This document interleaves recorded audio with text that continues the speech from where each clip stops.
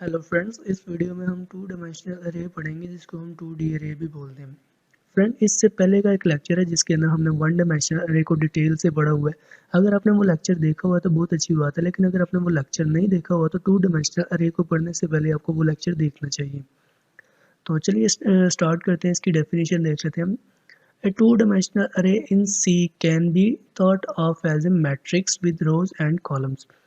To dimensional अरे में क्या होता है कि हमारे पास एक टेबल बनता है जिसके अंदर रोज और कॉलम्स होती हैं।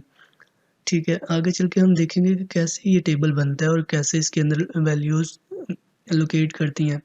The general syntax used to declare a two dimensional array is, ये जो टू डिमेंशनल अरे को डिक्लेयर करने के लिए जो जनरल सिंटैक्स यूज होता है वो ये है कुछ इस तरह से। हम सबसे पहले यहाँ पे डाटा टाइप लिखते हैं, फिर अरे का नाम लिखते हैं और दो बॉक्सेस बनाते हैं जिसको हम सब स्क्रिप्ट्स बोलते हैं।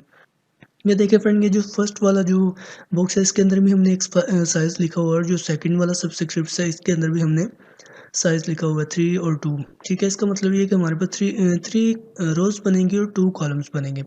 ये हम नेक्स्ट देखेंगे, डिटेल से देखेंगे। A two dimensional array is an array of several one dimensional arrays. ठीक है, following is an array with 5 rows, each row has 3 columns. मतलब ये कि ये जो हमारे पास नीचे बना हुआ है इसके अंदर हमने साइजेस लिखे हुए हैं 5 और 3। इसका मतलब ये है कि हमारे पास 5 रोज बनेंगी जिसकी हर रो के अंदर हमारे पास 3 कॉलम्स बनेंगे। ठीक है, तो ये देखिए फ्रेंड, डिक्लेरेशन ऑफ 2D अरे। हम 2D अरे को डिक्लेयर कैसे करते हैं? इस सिंपल हम यहाँ पे लिखते हैं डाटा टाइप। ज़रूरत नहीं कि हम यहाँ पे सिर्फ इंट लिखें, हम यहाँ पे फ्लोट लिख सकते हैं, कैरेक्टर लिख सकते हैं, डबल लिख सकते हैं, जो भी डाटा टाइप हमारे पास होते हैं वो लिख सकते हैं यहाँ पे। उसके बाद हम यहाँ पे अरे का नाम लिखते हैं। अरे का नाम लिखने के बाद हम दो सबस्क्रिप्ट्स बनाते हैं और इन दोनों के अंदर हम साइज लिखते हैं। ये देखिए फ्रेंड, फर्स्ट वाला जो है इसके अंदर मैंने 3 लिखा हुआ है और जो सेकंड वाला बॉक्स है इसके अंदर मैंने 2 लिखा हुआ है। इसका मतलब ये कि हमारे पास रोज और कॉलम्स बनेंगे। कितने रोज और कितने कॉलम्स बनेंगे? 3 रोज बनेंगे और 2 कॉलम्स बनेंगे। फ्रेंड, अगर आप जानना चाहते हैं कि ये जो हमने 2D अरे बनाया है इसको यूज़ करके हमारे पास कितनी वेरिएबल्स बनी है टोटल, तो आप सिंपल क्या करेंगे, ये फर्स्ट वाला जो साइज़ है उसको सेकंड वाले के साइज़ के साथ मल्टीप्लाई करेंगे। जो आपके पास आंसर आएगा उतनी वेरिएबल्स हमारे पास बनेंगे। ये देखिए फ्रेंड, मैं 3 को मल्टीप्लाई बाय 2 करूँगा तो हमारे पास टोटल 6 वेरिएबल्स बनेंगे और इनका टेबल कुछ इस तरह से बनेगा। 3 रोज बनेगी, ये देखिए, जो लेफ्ट से राइट की तरफ जाएंगी इसको हम रोज बोलेंगे, जो ऊपर से नीचे की तरफ आएंगे इसको हम कॉलम्स बोलेंगे। ये देखिए फिर ये हमारे पास रो 1, ये रो 2 और ये रो 3। इसी तरह रो कॉलम 1, कॉलम 2। लेकिन फ्रेंड, मैंने आपको वन डायमेंशनल अरे में बताया हुआ कि ये जो हमारे अरे के इंडेक्सेस होते हैं ये 0 से स्टार्ट होते हैं। तो एलिमेंट्स तो ये ठीक है, मतलब कि एलिमेंट्स नंबर तो ये ठीक है, लेकिन इंडेक्स नंबर ये ठीक नहीं है इसकी। देखिए फ्रेंड, ये मैंने एक और बॉक्स लिया, एक और टेबल लिया, इसके अंदर मैं दोबारा से रोज और कॉलम्स लिखूंगे। देखिए यहाँ पे क्या हुआ कि रो 0, रो 1 और रो 2, कॉलम 0, कॉलम 1। ठीक है, इसका मतलब ये कि हमारे पास वेरिएबल्स टोटल 6 ही बनेगी, लेकिन इनका जो इंडेक्स ऑफ अरे है वो स्टार्ट होगा 0 से। रो का जो इंडेक्स है वो भी 0 से स्टार्ट होगा और कॉलम का जो इंडेक्स है वो भी 0 से स्टार्ट होगा। इसके आगे देखते हैं फ्रेंड, हमारे पास है इनिशियलाइजिंग ऑफ 2D अरे। 2D अरे को हम इनिशियलाइज कैसे करते हैं, इसके अंदर हम वैल्यूज़ कैसे स्टोर करवाते हैं। सिंपल, ये देखिए फ्रेंड, एग्जांपल 1 है हमारे पास इंटीजर, डाटा टाइप लिखा हुआ है। डाटा टाइप लिखने के बाद हमने अरे का नाम लिखा हुआ है माई अरे। ठीक है, माई अरे के बाद मैंने दो सबस्क्रिप्ट्स लिए और दोनों सबस्क्रिप्ट्स के अंदर मैंने साइज लिखा हुआ 3 मतलब कितनी लोकेशंस बनेगी जिनके अंदर हम वैल्यू स्टोर करवा सकते हैं। तो मैं इसको क्या करूँगा, 3 को मल्टीप्लाई बाय 3 कर दूंगा। तो इसका मतलब ये है कि हमारे पास 9 वेरिएबल्स बनेंगी टोटल जिसके अंदर हम वैल्यू स्टोर करवा सकते हैं। तो जो पहला तरीका ये है इनिशियलाइज करने का कि हम सिंपल कर्ली ब्रैकेट ओपन करते हैं, कर्ली ब्रैकेट क्लोज करते हैं, लास्ट में सेमीकोलन लगाते हैं और इनके अंदर कॉमा लगा के 9 वेरिएबल्स लिख देते हैं। ये देखिए 1 2 3 4 5 6 7 8 9, मतलब कि 9 वैल्यूज़ लिख देते हैं। ये पहला तरीका है। दूसरा तरीका कुछ इस तरह से है कि हम दोबारा से ये लिखते हैं, अरे का नाम लिखते हैं, सबस्क्रिप्ट्स लिखते हैं, साइज लिखते हैं और इसके बाद ये देखिए curly bracket open, curly bracket close. इसके अंदर मैं एक कर्ली ब्रैकेट लिखूंगा ये जो first curly bracket open close हुआ है इसके अंदर मैं फर्स्ट रो का डाटा लिखूंगा और इसके अंदर मैं सेकंड रो का डाटा लिखूंगा और इसके अंदर मैं थर्ड रो का डाटा लिखूंगा। और ये जिस तरह मैंने कॉमास लगाए हुए हैं सेम आपको भी इसी तरह कॉमास लगाने पड़ेंगे। और एक बात याद रखना कि यहाँ पे जब हमारा लास्ट वैल्यू होती है इसके साथ हम कॉमा नहीं लिखते। ये देखें यहाँ पे भी मैंने कॉमा नहीं लगाया हुआ। ये दूसरा तरीका है अरे को इनिशियलाइज करने का। और तीसरा तरीका कुछ इस तरह से, ये सबसे ईजी है। इससे हमें पता चल जाता है कि हमारे कितनी रोज़ बनी और कितने कॉलम्स बने। हम ये देखें फ्रेंड, अरे का नाम लिखा, साइज़ लिखा, साइज़ लिखने के बाद यहाँ पे curly bracket open, curly bracket close. इसके अंदर मैंने एक कर्ली ब्रैकेट ओपन और क्लोज की। ये मतलब ये कि ये फर्स्ट रो का डाटा सारा है, ये सेकंड रो का सारा डाटा और ये थर्ड रो का सारा डाटा, और लास्ट वाले के साथ हम ये कॉमा नहीं लगाते। ठीक है, तो ये था फ्रेंड हमारा अरे को कैसे इनिशियलाइज करते हैं, कैसे हम अरे के अंदर वैल्यूज़ पुट करते हैं। ठीक है, अब देखते हैं वैल्यूज स्टोर इन 2D अरे। देखिए फ्रेंड, ये सेम वही तरीका है। सारी वैल्यू एक ही साथ कॉमा लगा के लिखते हैं। ये देखिए फर्स्ट रो और सेकंड रो, और चाहे हम इस तरह से लिखें ये ब्रैकेट्स लगा के इनके अंदर, या फिर इस तरह लिखें। इन तीनों का तरीका अलग अलग है लिखने का, लेकिन वैल्यू स्टोर होने का तरीका सेम ही है। देखिए जब हम ये 3 मल्टीप्लाई बाय 3 करें तो हमारे पास टोटल 9 लोकेशंस बनती है जिनके अंदर हम वैल्यू स्टोर करवा सकते हैं। तो देखिए फ्रेंड, वैल्यू स्टोर करने का तरीका सेम ही है, चाहे हम इस तरीके से लिखें, चाहे इस तरीके से लिखें, चाहे इस तरीके से लिखें, वैल्यूज़ ऐसे ही स्टोर होंगी हमारे अरे में। रो 0, रो 1 और रो 2। ये जो फर्स्ट रो है इसको 0 बोलेंगे, सेकंड रो को हम रो 1 बोलेंगे और थर्ड रो को हम रो 2 बोलेंगे। इसी तरह कॉलम 0, कॉलम 1 और कॉलम 2। ठीक है, अगर मैं इनमें से कोई भी एक वैल्यू को एक्सेस करना चाहता हूँ तो मुझे उसके लिए रो भी बतानी पड़ेगी और कॉलम भी बताना पड़ेगा। मैं फॉर एग्जांपल 11 को एक्सेस करना चाहता हूँ तो मुझे क्या लिखना पड़ेगा, रो 0 और कॉलम 0। मतलब हम रोज़ और कॉलम ये इस तरह से नहीं लिखेंगे, सिर्फ ये जो बॉक्सेस हैं ये लिखेंगे। तो इसके आगे देखते हैं फ्रेंड, एक्सेसिंग वैल्यूज़ और लोकेशंस ऑफ 2D अरे। ये देखिए फ्रेंड, हमने एक डाटा टाइप लिखा है इंटीजर, उसके बाद वेरिएबल का नाम लिखा हुआ है, अरे का नाम लिखा हुआ है वार, और यहाँ पे मैंने 2 सबस्क्रिप्ट्स लिखी हैं। दोनों सबस्क्रिप्ट्स के अंदर मैंने 3-3 साइज़ दे दिया। इसका मतलब हमारे पास टोटल वेरिएबल्स बनेगी 9, यानी कि 9 लोकेशंस बनेंगी, 9 वैल्यूज़ हम इस अरे के अंदर स्टोर करवा सकते हैं। ये देखिए फ्रेंड, ये बन गई 9 लोकेशंस। इसका मतलब हम इस अरे के अंदर 9 वैल्यू स्टोर करवा सकते हैं। जो डिफ़ॉल्ट वाले हैं यहाँ पे 0 स्टोर हुई हुई हैं, या तो इनमें 0 स्टोर हुआ होता है डिफ़ॉल्ट वैल्यूज़ में, या फिर इनके अंदर गार्बेज वैल्यूज़ स्टोर हुई होती हैं। इसका भी ये सेम वही है, रो 0, रो 1 और रो 2, कॉलम 0, कॉलम 1 और कॉलम 2। ठीक है, यानी कि फ्रेंड अगर मैं इस फर्स्ट वाले 0 को एक्सेस करना चाहता हूँ, फर्स्ट वाली लोकेशन को एक्सेस करना चाहता हूँ, तो उसके लिए मुझे क्या करना पड़ेगा, रो नंबर 0 और कॉलम नंबर 0 ये लिखना पड़ेगा यहाँ पे। पहले सबसे वेरिएबल का नाम लिखेंगे, जो वेरिएबल का नाम हमने यहाँ पे लिखा हुआ है।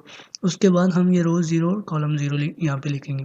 अगर मैं ये सेकंड वाले 0 को एक्सेस करना चाहता हूँ तो उसके लिए क्या करना पड़ेगा, वार लिखना पड़ेगा वेरिएबल का नाम, उसके बाद रो 0 लिखना पड़ेगा और कॉलम 1 लिखना पड़ेगा। ये देखें, रो नंबर 0 और कॉलम नंबर 1 के अंदर ये सेकंड वाला स्टोर है। ये देखिए फ्रेंड, रो नंबर 0 और ये कॉलम नंबर 1। अगर मैं ये थर्ड वाले 0 को एक्सेस करना चाहता हूँ, ये वाले 0 को, ये जो येलो कलर में है, इसके लिए मुझे क्या करना पड़ेगा, रो 0 लिखना पड़ेगा और कॉलम 2 लिखना पड़ेगा। ये देखिए फ्रेंड, रो नंबर 0 और कॉलम नंबर 2। इसका भी मैं ये लगा देता हूँ। ये देखिए, यहाँ से आपको पता चल रहा है, एरोज़ की हेल्प से आप देख सकते हैं कि रो नंबर 0 और कॉलम नंबर 0 यहाँ पे लिखा हुआ। इस लोकेशन के अंदर मैं यूज़र से वैल्यू लेना चाहता हूँ, या फिर इसी लोकेशन के अंदर जो वैल्यू है उसको मैं डिस्प्ले करवाना चाहता हूँ, तो सेम उसके लिए मुझे क्या करना पड़ेगा। ये देखिए फ्रेंड, अगर मैं यूज़र से वैल्यू लेना चाहता हूँ तो मैं स्कैनफ लिखूँगा, %d लिखूँगा। %d इसलिए लिखूँगा क्योंकि यहाँ पे मेरी जो अरे का डाटा टाइप है वो इंटीजर है। तो आपको पता है इंटीजर के लिए %d यूज़ होता है। फिर उसके बाद एम्परसेंड का साइन लिखेंगे और वेरिएबल का नाम लिखेंगे, अरे का नाम जो भी हमने लिखा हुआ है। उसके बाद लोकेशन लिखेंगे कि कौन सी लोकेशन के अंदर हम वैल्यू स्टोर करवाना चाहते हैं यूज़र से लेके। तो मैं 0 रो और 0 कॉलम के अंदर, इसका मतलब इस वाले लोकेशन के अंदर मैं यूज़र से वैल्यू लेके स्टोर करवाना चाहता हूँ। अगर मैं इसी वैल्यू को प्रिंट ऑफ करवाना चाहता हूँ तो उसके लिए मुझे क्या करना पड़ेगा, प्रिंट ऑफ लिखना पड़ेगा %d और वेरिएबल का नाम, मैं बार बार वेरिएबल का नाम कह रहा हूँ, बेसिकली ये अरे का नाम है, ठीक है। अरे का नाम लिखूंगा और ये मुझे लोकेशन बतानी पड़ेगी कि किस लोकेशन को हम डिस्प्ले करवाना चाहते हैं। इसी तरह देखिए फ्रेंड, इसको भी हम इसी तरह से बता सकते हैं। हमें यहाँ पे रोज और कॉलम्स बताना पड़ेगा, फिर हम जाके एक वैल्यू को एक्सेस कर सकते हैं या फिर उसको डिस्प्ले करवा सकते हैं। ये थर्ड वाले में भी यही है। अगर मैं ये वाला ज़ीरो, इस वाले ज़ीरो के अंदर जो वैल्यू स्टोर है उसको डिस्प्ले करवाना चाहता हूँ तो उसके लिए मुझे प्रिंट ऑफ लिखना पड़ेगा। 0 रो और 2 नंबर पे जो कॉलम है उसके अंदर जो वैल्यू है उसको डिस्प्ले करवाऊँगा। तो ठीक है फ्रेंड, इसको हम थोड़ा सा आगे और भी देखते हैं, इसके आगे क्या है। ये ये वही है, एक्सेसिंग वैल्यूज़ और लोकेशंस ऑफ 2D अरे। इसको हम थोड़ा सा डिटेल से पढ़ेंगे। देखिए फ्रेंड, इसमें क्या हो गया हुआ कि हमने डाटा टाइप लिखा हुआ है, डाटा टाइप के बाद वेरिएबल का अरे का नाम लिखा हुआ है और ये 3 मल्टीप्लाई बाय 3 हमारे पास 9 वेरिएबल्स बनेंगी, 9 लोकेशंस बनेंगी जिनके अंदर हम वैल्यू स्टोर करवा सकते हैं। तो आप देख सकते हैं कि यहाँ पे मैंने साथ ही वैल्यूज़ भी इनिशियलाइज़ करती हैं, वैल्यूज़ भी पुट कर दी हुई हैं। तो इसका टेबल भी सेम यही बनेगा। ये देखिए फ्रेंड, ये जो 11 है यहाँ पे आ रहा है, 12 है, 22 है यहाँ पे आ रहा है, 33 यहाँ पे आ रहा है। ये सेम इसी तरह से जो टेबल हमने बनाया हुआ है इसी तरह से यहाँ पे टेबल बन जाएगा। ये वैसे बेसिकली टेबल हमें प्रोग्रामिंग बना के नहीं देती, ये हमने खुद से सोचना होता है कि हमारे पास इस तरह से एक टेबल बनेगा, ठीक है। इसमें ये देखें, रो 0, रो 1 और रो 2 है और कॉलम 0, कॉलम 1 और कॉलम 2 है, ठीक है फ्रेंड। अगर इनमें से हम कोई वैल्यू को डिस्प्ले करवाना चाहते हैं तो सेम रोज़ बताने पड़ेंगे और कॉलम्स बताने पड़ेंगे। मैं यहाँ पे प्रिंट ऑफ करवाता हूँ माई अरे, अरे का नाम लिखा हुआ है, रो नंबर 0 और कॉलम नंबर 0। इसका मतलब ये है कि रो नंबर 0 और कॉलम नंबर 0 के अंदर जो वैल्यू है वो डिस्प्ले करवा दूँ। तो देखते हैं, ये देखिए रो नंबर 0 और कॉलम नंबर 0 के अंदर हमारे पास है 11। इसी तरह एक दफ़ा और मैं प्रिंट ऑफ करवा देता हूँ। ये देखिए अरे का नाम लिखा और 1 1, रो 1 कॉलम 1, रो 1 ये है और कॉलम 1 ये है।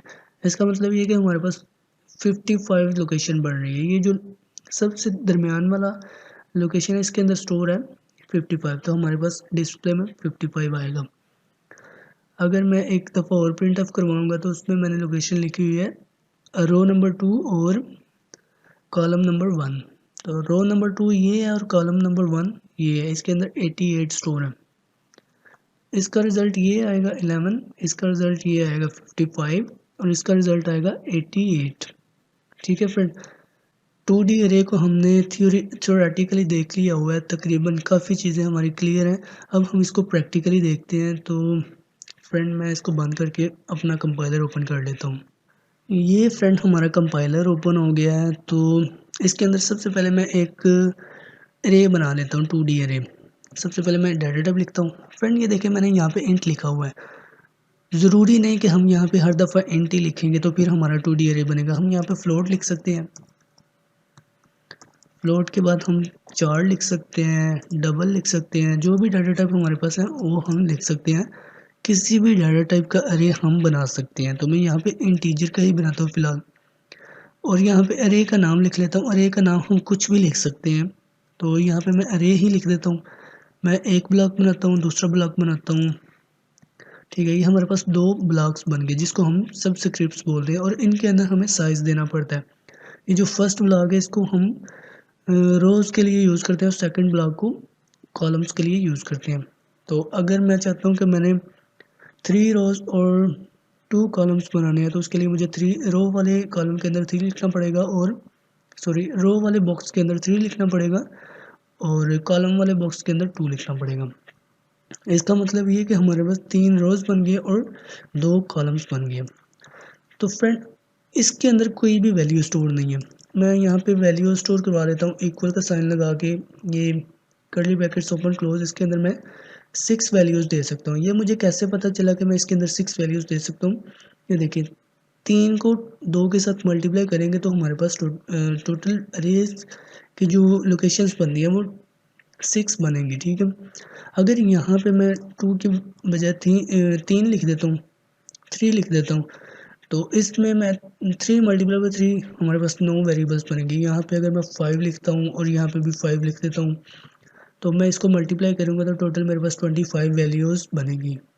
5 मल्टीप्लाई बाई 5 हमारे पास 25 अरेज 25 वेरिएबल्स बनेंगे जिसके अंदर हम वैल्यू स्टोर करवा सकते हैं। मतलब ये कि 5 मल्टीप्लाई बाई 5 25 वैल्यूज़ हम इस अरे के अंदर स्टोर करवा सकते हैं। तो फिलहाल यहाँ पे मैं 2 ही रहने देता हूँ और यहाँ पे 3 कर देता हूँ।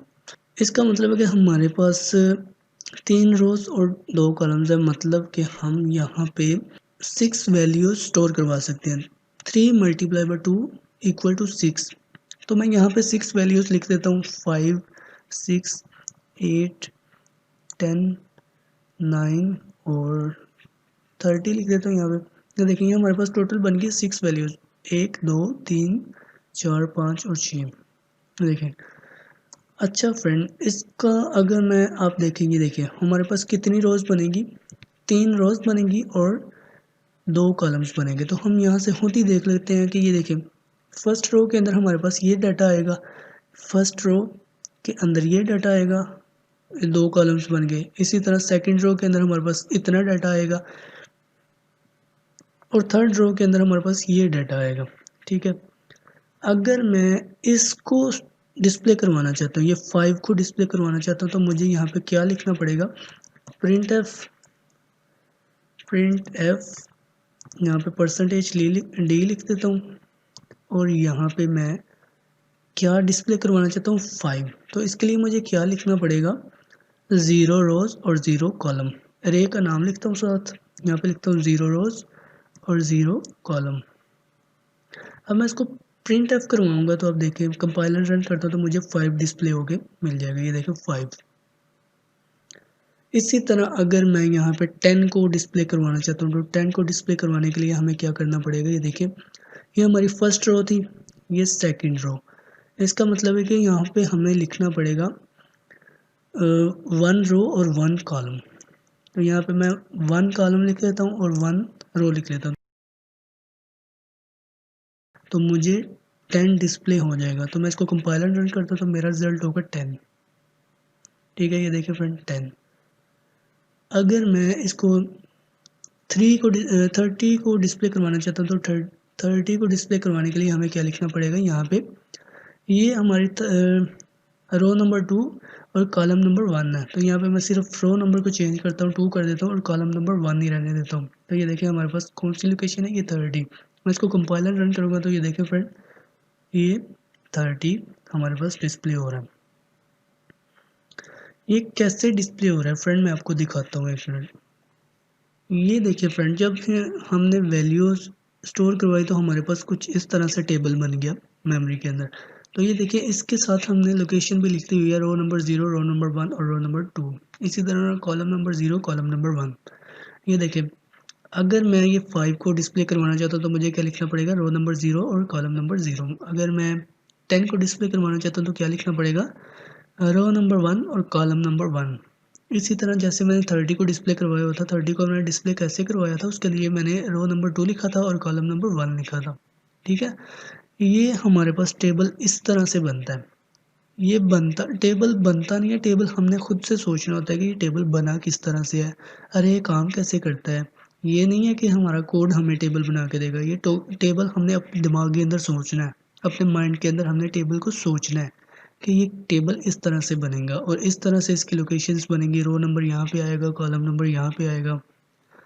आप जैसे जैसे अरे को पढ़ेंगे आपको पता चलता जाएगा कि ये कैसे रोज़ बनती है, कैसे कॉलम्स बनते हैं। तो ठीक है, दोबारा से हम कोड के अंदर चलते हैं। तो ये रहा फ्रेंड, अब आपको पता चल गया होगा कि अगर हमने ये 6 को डिस्प्ले करवाना है या फिर 10 को डिस्प्ले करवाना है तो हमें क्या लिखना पड़ेगा।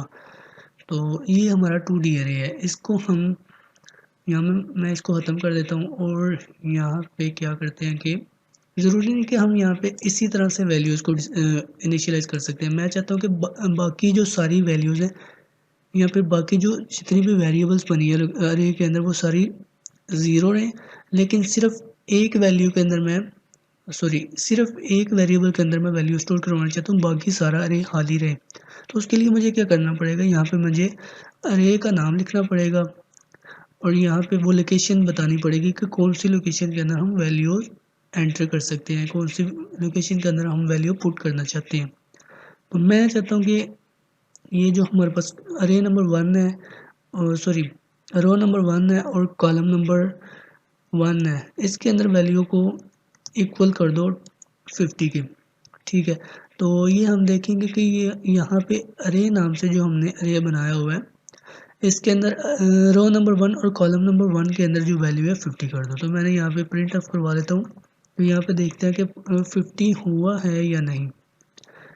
अरे 1 और रो 1 और कॉलम 1, तो मैं इसको प्रिंट ऑफ करवा देता हूँ, डिस्प्ले करवाता हूँ। तो देखें 50 मेरे पास डिस्प्ले हो रहा है।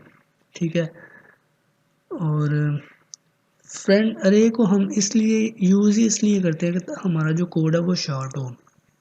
तो इस तरह अगर हम अरे के अंदर वैल्यू स्टोर करते जाएंगे तो इस तरह तो बहुत ही लेंथी हो जाएगा। जैसे कि हम यहाँ पे लिखते हैं अरे और यहाँ पे ज़ीरो, फिर यहाँ पे ज़ीरो लिखता हूँ और यहाँ पे एक वैल्यू स्टोर करवा देता हूँ 20, और यहाँ पे मैं 6 वैल्यूज़ जो हैं अगर मैं डिस्प्ले करवाना चाहता हूँ तो मुझे 6 लोकेशंस बतानी पड़ेंगी।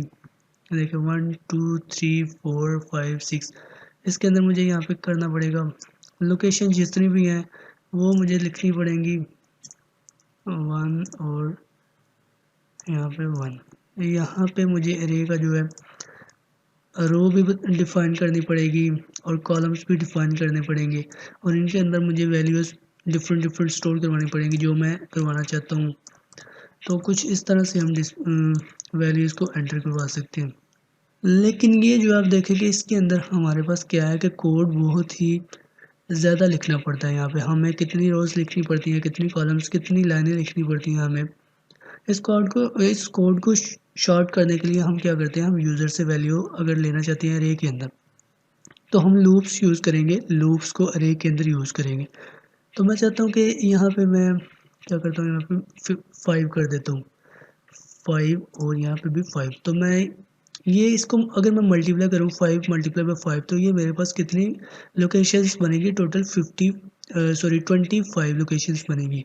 तो इसका मतलब है कि मैं यहाँ पे 25 वैल्यूज स्टोर करवा सकता हूँ इस अरे के अंदर। तो इसके लिए मुझे क्या करना पड़ेगा, सिंपल मैं क्या करता हूँ इंट आई, और यहाँ पे दोबारा से एक और वेरिएबल ले लेता हूँ जे। ठीक है, इंट आई और इंट जे की बजाय मैं यहाँ पे के कर देता हूँ जो कि यूजुअली सब यूज़ करते हैं। तो अब मैं यहाँ पे एक लूप चला देता हूँ। लूप में क्या होगा कि हम सिंपल यूज़र से 2-3 लाइन का कोड हम लिखेंगे और 25 वैल्यूज़ हम यूज़र से ले सकते हैं। तो उसके लिए क्या करना पड़ेगा, फॉर आई इक्वल्स टू 0। ये आई कौन सा है, ये वाला जो मैंने इंटीजर यहाँ पे लिखा हुआ है, आई लेस देन 5। इसका मतलब है कि ये जो अरे है, ये हम जो आउटर लूप है इसको अगर आपको आउटर लूप और इनर लूप का नहीं पता तो आप मेरे लूप वाला जो लेक्चर है वो देखें, नेस्टेड लूप जिसको बोलते हैं, उसमें आपको पता चलेगा आउटर लूप क्या होता है और इनर लूप क्या होता है। फिलहाल हम यहाँ पे अरे पढ़ रहे हैं तो यहाँ पे आपको अरे पे फोकस करना चाहिए।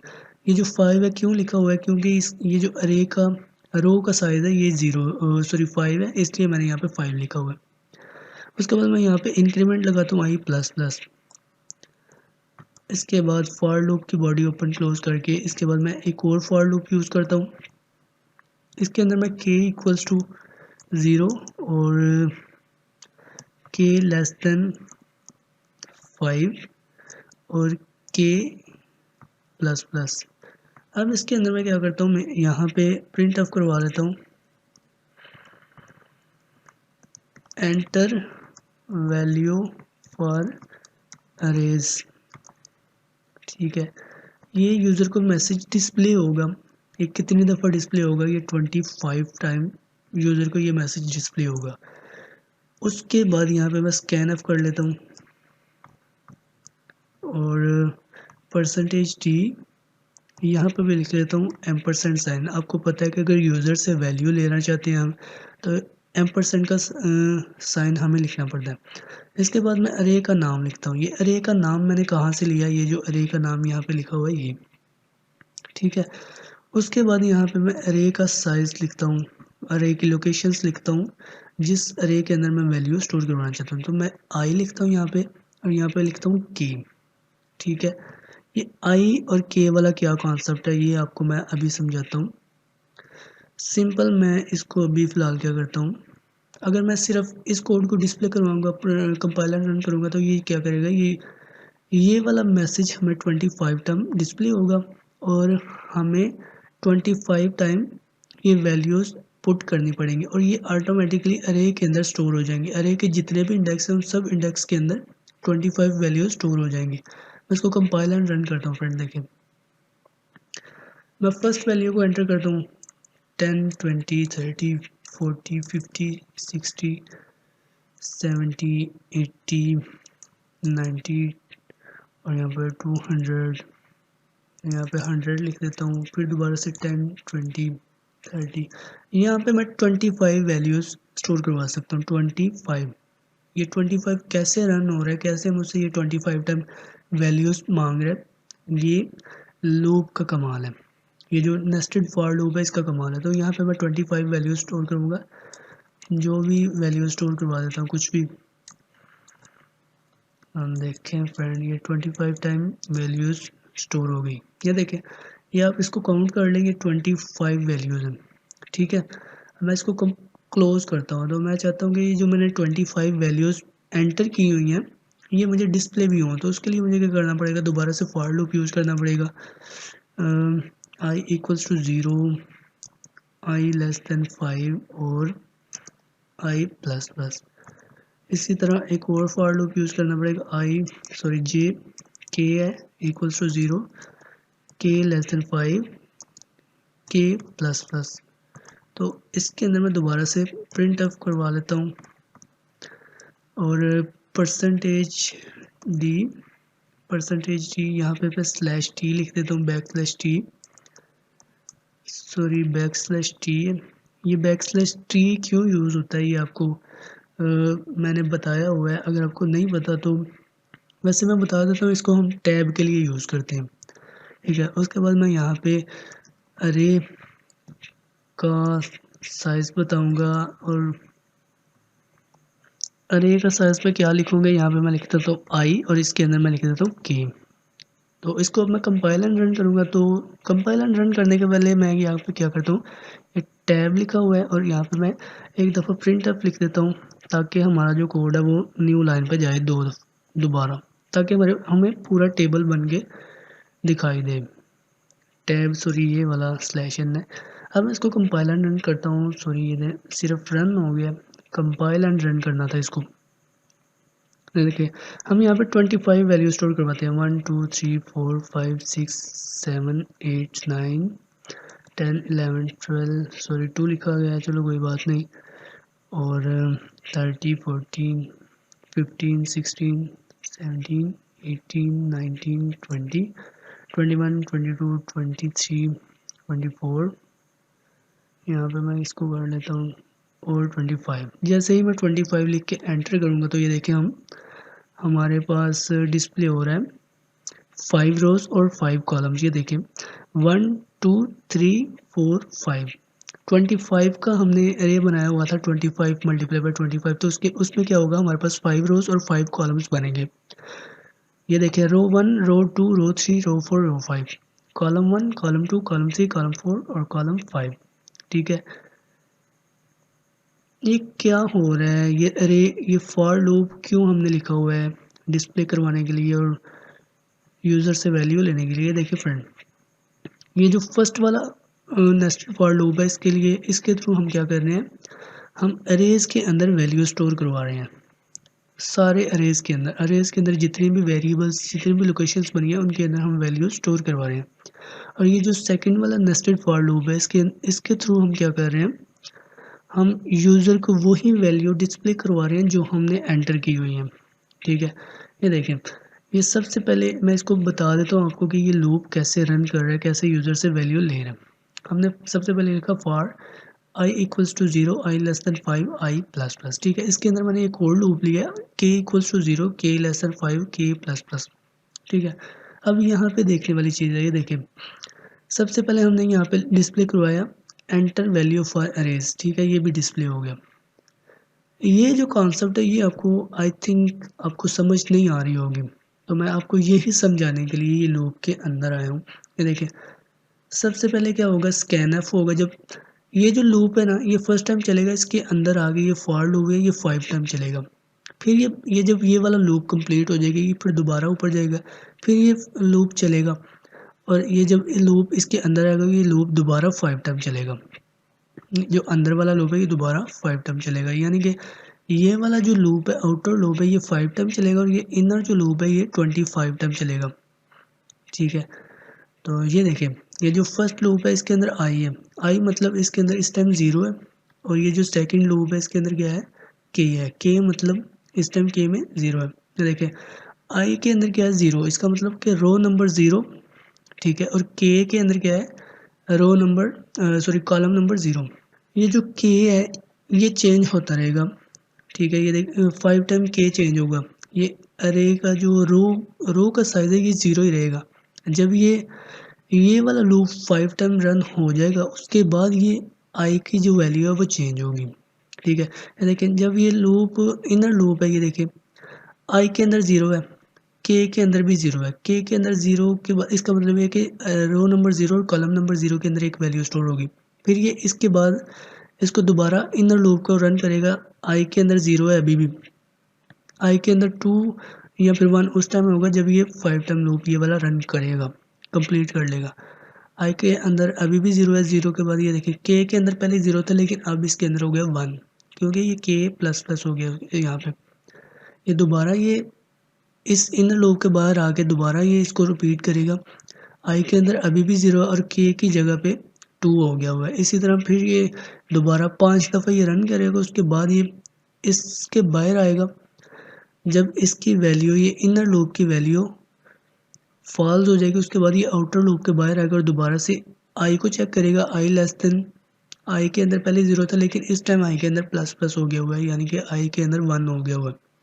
तो आई 1 है, इसका मतलब आई लेस देन 5, अभी भी ये कंडीशन ट्रू है। ये दोबारा इस लूप के अंदर आएगा, दोबारा इस टाइम क्या हुआ कि ये आई के अंदर 1 हो गया। ठीक है, पहले जो हमारी रोज चल रही थी वो 0 रो चल रही थी और कॉलम चेंज हो रहा था, और इस टाइम क्या हुआ कि आई के अंदर 1 हो गया। इसका मतलब है कि ये जो हमारे टेबल की रो नंबर 1 है ये चलेगी और कॉलम बार बार चेंज होगा। ठीक है, इसी तरह हमारे पास 5 रोज और 5 कॉलम्स कंप्लीट हो जाएंगे, और ये पूरे अरे को हम इस तरह फिल करेंगे वैल्यूज़ एंटर करके, और फिर वही लूप हम यूज़ करेंगे। इस दफ़ा हमने वो वैल्यूज़ को डिस्प्ले करवाने के लिए ये लूप रन किया है। तो आप ये भी वही कॉन्सेप्ट है, आई और जे का कॉन्सेप्ट है, ये आपको पता चल जाएगा जब आप प्रैक्टिस करेंगे तो आपको समझ आएगी। आप 2D अरे को समझना चाहते हैं तो आप यही कोड दोबारा लिखें और बार बार लिखें, जब तक आपको समझ नहीं आती आप ये कोड दोबारा लिखते जाएं, बार बार लिख के इसकी प्रैक्टिस करें। और ये जो अरे का साइज़ है इसको भी आप देखें, साइज़ चेंज कर कर के आप इसका टेबल्स बनाएं, खुद कॉपी के ऊपर लिखें या फिर इसी तरह अपने लैपटॉप या कंप्यूटर के अंदर टेबल बनाएं और उसके अंदर ये लोकेशंस फाइंड करें, तो आपको ये 1D अरे और 2D अरे की समझ आ जाएगी। इसके बाद का जो हमारा कॉन्सेप्ट है वो 3D अरे है। अगर आपको 2D अरे कंप्लीट हो जाए तो आप इसके बाद वाला लेक्चर देखें, नहीं तो आप इसी को पहले कंप्लीट करें। इसको कंप्लीट किए बगैर आप आगे नहीं जा सकते, इसको कंप्लीट करेंगे तो फिर ही आप 3D अरे पढ़ सकेंगे।